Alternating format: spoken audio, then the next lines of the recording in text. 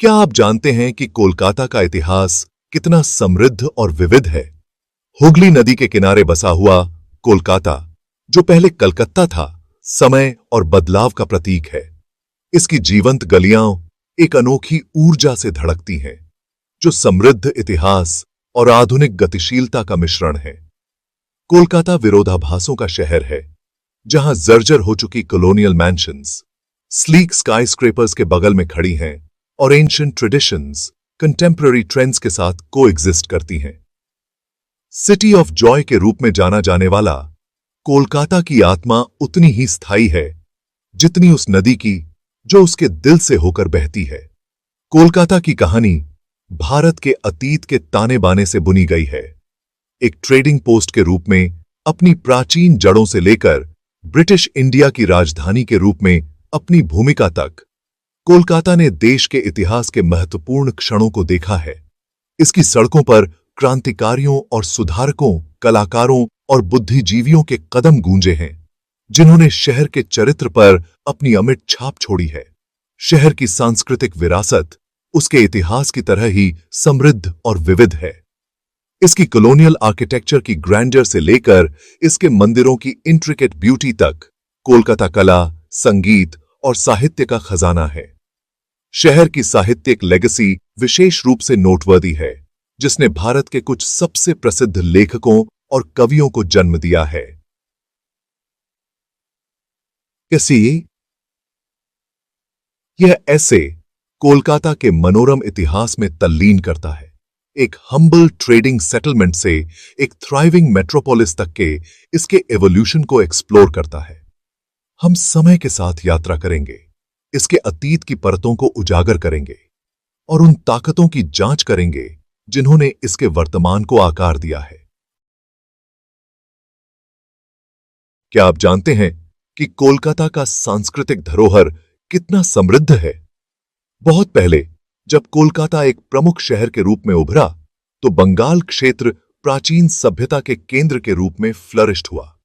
गंगा और ब्रह्मपुत्र नदियों के उपजाऊ डेल्टा ने एक समृद्ध सांस्कृतिक लैंडस्केप को पोषित किया, जिससे कला, साहित्य और दर्शन के विकास को बढ़ावा मिला। इस अवधि में शक्तिशाली साम्राज्यों का उदय हुआ और व्यापार का विकास हुआ, जिससे दूर दूर के व्यापारी और यात्री आकर्षित हुए। प्राचीन बंगाल अपनी बौद्धिक क्षमता के लिए प्रसिद्ध था। विद्वान और दार्शनिक इसके मठों और विश्वविद्यालयों में एकत्रित होते थे, जीवंत डिबेट्स में शामिल होते थे और विचारों के विभिन्न स्कूल्स के विकास में योगदान करते थे। इस क्षेत्र ने एस्ट्रोनॉमी, मैथमेटिक्स और मेडिसिन जैसे क्षेत्रों में प्रसिद्ध विद्वानों को जन्म दिया, जिनकी रचनाओं ने इसकी सीमाओं से कहीं आगे तक बौद्धिक डिस्कोर्स को प्रभावित किया। प्राचीन बंगाल के लोगों के जीवन में धर्म ने एक केंद्रीय भूमिका निभाई। हिंदुइज्म, बुद्धिज्म और जैनिज्म सभी को इस क्षेत्र में उपजाऊ जमीन मिली। प्रत्येक धर्म ने सांस्कृतिक लैंडस्केप पर अपनी छाप छोड़ी। मंदिर, मठ और श्राइन्स पूजा, शिक्षा और सामुदायिक जीवन के केंद्रों के रूप में लैंडस्केप में फैले हुए थे। प्राचीन बंगाल की कलात्मक परंपराएं समान रूप से प्रभावशाली थीं। मूर्तिकारों ने देवताओं और मिथोलॉजी के दृश्यों की इंट्रिकेट इमेजेस तैयार कीं, जबकि बुनकरों ने अपनी सुंदरता और शिल्प कौशल के लिए प्रसिद्ध उत्तम वस्त्र बनाए। धार्मिक समारोहों और दरबारी मनोरंजन के अभिन्न अंग के रूप में संगीत और नृत्य का विकास हुआ, जिससे क्षेत्र के सांस्कृतिक टैपेस्ट्री को और समृद्ध किया गया। क्या आप जानते हैं कि कोलकाता की उत्पत्ति की कहानी मिथ और लेजेंड से जुड़ी हुई है, खासकर कालीघाट की कहानी, जो हिंदुइज्म के सबसे रिवेयर्ड तीर्थ स्थलों में से एक है। पौराणिक कथाओं के अनुसार जब शिव की पत्नी देवी सती ने दुख में खुद को आग लगा दी, तो शिव विचलित होकर उनके शरीर को लेकर पृथ्वी पर घूमते रहे। संतुलन बहाल करने के लिए विष्णु ने अपने सुदर्शन चक्र से सती के शरीर को काट दिया और शरीर के अंग विभिन्न स्थानों पर पृथ्वी पर गिर गए, जो शक्ति पीठों के रूप में जाने जाने वाले पवित्र स्थल बन गए। ऐसा माना जाता है कि सती का एक पैर उस स्थान पर गिरा था जहां अब कालीघाट मंदिर है। कालीघाट नाम ही काली देवी दुर्गा का भयानक रूप और घाट से लिया गया है, जिसका अर्थ है नदी की ओर जाने वाली सीढ़ियां। पवित्र महत्व से भरपूर इस स्थल ने सदियों से भक्तों को आकर्षित किया और अंततः कोलकाता के एक प्रमुख अर्बन सेंटर के रूप में उभरने में महत्वपूर्ण भूमिका निभाई। देवी काली को समर्पित मंदिर धार्मिक गतिविधि का केंद्र बिंदु बन गया, जो दूर दूर से तीर्थयात्रियों को आकर्षित करता था। भक्तों की आमद ने उनकी जरूरतों को पूरा करने के लिए मंदिर के आसपास बस्तियों और बाजारों की स्थापना की। समय के साथ यह छोटा सा गांव एक बसलिंग टाउन में बदल गया, जो भविष्य के शहर कोलकाता की नींव रखता है। काली घाट की कथा उस गहरी आध्यात्मिक सिग्निफिकेंस को रेखांकित करती है जो कोलकाता की पहचान को व्याप्त करती है। आज भी कालीघाट मंदिर पूजा का एक जीवंत केंद्र बना हुआ है, जहां प्रतिदिन हजारों भक्त देवी काली को श्रद्धांजलि अर्पित करने आते हैं। मंदिर की उपस्थिति शहर की प्राचीन उत्पत्ति और इसकी आध्यात्मिक विरासत से इसके स्थायी संबंध को एक सतत अनुस्मारक के रूप में कार्य करती है। यह जानकर आप हैरान रह जाएंगे कि ब्रिटिश ईस्ट इंडिया कंपनी ने कोलकाता के इतिहास को कैसे बदल दिया। Section 4, the British East India company, seeds of change. 17वीं शताब्दी में ब्रिटिश ईस्ट इंडिया कंपनी के आगमन ने कोलकाता के इतिहास में एक महत्वपूर्ण मोड़ ला दिया। आकर्षक बंगाल क्षेत्र में एक ट्रेडिंग पोस्ट स्थापित करने की मांग करते हुए कंपनी ने 1690 में सुतानुती गांव में एक फैक्ट्री स्थापित करने की अनुमति मुगल सम्राट से प्राप्त की। यह घटना एक महत्वपूर्ण क्षण साबित हुई, जिसने घटनाओं की एक श्रृंखला को गति दी, जो हमेशा के लिए शहर के डेस्टिनी के पाठ्यक्रम को बदल देगी। ईस्ट इंडिया कंपनी शुरू में व्यापार पर केंद्रित थी, धीरे धीरे अपने प्रभाव का विस्तार करती गई। मुगल साम्राज्य के भीतर राजनीतिक अस्थिरता और आंतरिक संघर्षों का फायदा उठाया। चतुर कूटनीति और सैन्य कौशल के माध्यम से कंपनी ने विशाल क्षेत्रों पर नियंत्रण हासिल कर लिया। एक साधारण व्यापारिक संस्था से एक दुर्जय राजनीतिक और सैन्य बल में बदल गई। कोलकाता रणनीतिक रूप से हुगली नदी के तट पर स्थित है, कंपनी के संचालन के लिए एक प्रमुख केंद्र के रूप में उभरा। इसके डीप वाटर पोर्ट ने यूरोप के साथ व्यापार को सुगम बनाया, जबकि इसके उपजाऊ हिंटरलैंड ने मूल्यवान संसाधनों तक पहुंच प्रदान की। कंपनी की बढ़ती उपस्थिति ने आसपास के क्षेत्रों के व्यापारियों, कारीगरों और मजदूरों को आकर्षित किया, जिससे शहर के तेजी से विस्तार में योगदान मिला। यूरोपीय लोगों का आगमन अपने साथ उनके अपने रीति रिवाजों, विश्वासों और स्थापत्य शैलियों को लेकर आया, जिसने शहर के लैंडस्केप को नया रूप देना शुरू कर दिया। कॉलोनियल बिल्डिंग्स, चर्च और प्रशासनिक केंद्र उभरे, धीरे धीरे कोलकाता को एक बसलिंग कॉलोनियल मेट्रोपोलिस में बदल दिया। तेजी से विकास और परिवर्तन की इस अवधि ने ब्रिटिश इंडिया की राजधानी के रूप में शहर की भविष्य की भूमिका के लिए ग्राउंड वर्क तैयार की। आपको यह सुनना चाहिए अगर आप इतिहास के शौकीन हैं। Section 5, fort William and the rise of colonial Kolkata. 1700 में फोर्ट विलियम की स्थापना ने इस क्षेत्र में ब्रिटिश प्रभुत्व को मजबूत किया और कोलकाता के एक प्रमुख कॉलोनियल सेंटर में परिवर्तन को गति दी। हुगली नदी के पूर्वी तट पर निर्मित किला ब्रिटिश सैन्य शक्ति के प्रतीक और उनके विस्तारित साम्राज्य के लिए एक रणनीतिक आधार के रूप में कार्य करता था। इसकी उपस्थिति ने ब्रिटिश आइल्स के सभी कोनों से व्यापारियों, साहसी और भाग्य चाहने वालों को आकर्षित किया, जिससे कोलकाता की बढ़ती आबादी और आर्थिक विकास में और योगदान मिला। ब्रिटिश शासन के तहत कोलकाता एक कमर्शियल हब के रूप में फ्लरिश्ड हुआ।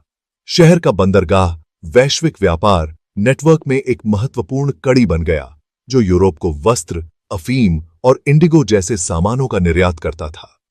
इस व्यापार से उत्पन्न धन के प्रवाह ने भव्य कॉलोनियल बिल्डिंग्स, ऑप्युलेंट मैंशंस और प्रभावशाली पब्लिक वर्क्स के निर्माण को बढ़ावा दिया, जिससे कोलकाता ग्रैंडर और स्थापत्य वैभव के शहर में बदल गया।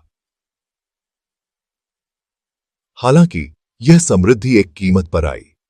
ब्रिटिश ईस्ट इंडिया कंपनी की नीतियों ने अक्सर स्थानीय आबादी की कीमत पर ब्रिटिश हितों का पक्ष लिया। पारंपरिक उद्योग बाधित हुए और किसानों को इंडिगो जैसी नकदी फसलों की खेती के लिए मजबूर किया गया, जिससे व्यापक आर्थिक तंगी और सामाजिक अशांति फैल गई। इस अवधि में एक विशिष्ट सामाजिक पदानुक्रम का उदय हुआ, जिसमें शीर्ष पर अंग्रेज थे। उसके बाद एक छोटा लेकिन प्रभावशाली एंग्लो इंडियन समुदाय था और विशाल भारतीय आबादी आधार बना रही थी। ब्रिटिश शासन के प्रति बढ़ती नाराजगी 1857 के सिपाही विद्रोह में परिणीत हुई, जो भारतीय इतिहास का एक महत्वपूर्ण क्षण था। हालांकि अंततः विद्रोह को दबा दिया गया था, लेकिन इसने ब्रिटिश सत्ता की नींव को हिला दिया और भारत के प्रशासन में महत्वपूर्ण बदलाव लाए। कोलकाता ब्रिटिश सत्ता की सीट के रूप में इन घटनाओं को प्रत्यक्ष रूप से देखा और इसकी सड़कें क्रांतिकारियों और लॉयलिस्ट्स दोनों के लिए युद्ध का मैदान बन गईं। I'm sure you've heard the news. Section 6. The Bengal Renaissance. A City Awakens. 19वीं शताब्दी में बंगाल में एक उल्लेखनीय सांस्कृतिक और बौद्धिक जागृति देखी गई, जिसे बंगाल पुनर्जागरण के रूप में जाना जाता है। कोलकाता इस आंदोलन के केंद्र के रूप में नए विचारों का एक क्रूसिबल बन गया, पारंपरिक मानदंडों को चुनौती देता है और प्रगतिशील विचार को अपनाता है। इस अवधि में भारत की प्राचीन विरासत में रुचि का पुनरुत्थान देखा गया, साथ ही आधुनिक पश्चिमी ज्ञान और विचारों को अपनाने की उत्सुकता भी देखी गई। राजा राम मोहन राय, ईश्वर चंद्र विद्यासागर और रविंद्रनाथ टैगोर जैसी प्रमुख हस्तियां बंगाल पुनर्जागरण के प्रमुख प्रकाशकों के रूप में उभरीं। इन सुधारकों ने सामाजिक परिवर्तन का समर्थन किया, सती के उन्मूलन, विधवा पुनर्विवाह और महिलाओं की शिक्षा की वकालत की। उन्होंने स्कूलों और कॉलेजों की स्थापना की, पश्चिमी शिक्षा और वैज्ञानिक विचारों को बढ़ावा दिया और साथ ही पारंपरिक भारतीय कला, साहित्य और दर्शन में रुचि को पुनर्जीवित किया। कोलकाता साहित्यिक और कलात्मक गतिविधियों का केंद्र बन गया। बंकिम चंद्र चट्टोपाध्याय और माइकल मधुसूदन दत्त जैसे लेखकों ने नए साहित्यिक रूपों और विषयों को प्रस्तुत किया, जबकि रविंद्रनाथ टैगोर की कविता और संगीत ने बंगाली संस्कृति के सार को पकड़ा और उन्हें अंतर्राष्ट्रीय ख्याति दिलाई। थिएटर फले फूले ऐसे नाटकों का मंचन किया गया जिन्होंने सामाजिक मुद्दों की पड़ताल की और पारंपरिक मूल्यों को चुनौती दी। बंगाल पुनर्जागरण का कोलकाता के सामाजिक और सांस्कृतिक ताने बाने पर गहरा प्रभाव पड़ा। इसने आलोचनात्मक जांच की भावना को बढ़ावा दिया, सदियों पुराने रीति रिवाजों पर सवाल उठाया और सामाजिक न्याय की वकालत की। आंदोलन ने एक अधिक प्रगतिशील और प्रबुद्ध समाज का मार्ग प्रशस्त किया। 20वीं शताब्दी में भारत के स्वतंत्रता संग्राम के लिए आधार तैयार किया। I bet you didn't know how Kolkata played a pivotal role in India's fight for freedom. Section 7. From Renaissance to Revolution. Kolkata's fight for freedom. जैसे ही 20वीं शताब्दी की शुरुआत हुई, कोलकाता ने खुद को ब्रिटिश शासन से भारत के स्वतंत्रता संग्राम में सबसे आगे पाया। शहर राष्ट्रवादी गतिविधि का केंद्र बन गया, जहां नेता और क्रांतिकारी जनता को रणनीति बनाने और संगठित करने के लिए एकत्र हुए। बंगाल पुनर्जागरण की भावना ने आत्मनिर्णय के लिए एक आग लगा दी थी और कोलकाता की सड़कें औपनिवेशिक उत्पीड़न के खिलाफ विरोध, प्रदर्शन और अवज्ञा के कृत्यों का मंच बन गईं। क्रांतिकारी समूह उभरे, सशस्त्र संघर्ष के माध्यम से पूर्ण स्वतंत्रता की वकालत की। सुभाष चंद्र बोस और अरबिंदो घोष जैसे नेताओं ने भारत को ब्रिटिश शासन से मुक्त कराने के लिए अपनी अटूट प्रतिबद्धता से पीढ़ियों को प्रेरित किया। गुप्त समितियों का गठन किया गया, औपनिवेशिक सरकार को उखाड़ फेंकने की साजिश रची गई और कोलकाता भूमिगत गतिविधियों का केंद्र बन गया। क्रांतिकारियों ने सुरक्षित घरों और गुप्त छापण यंत्रों से काम किया।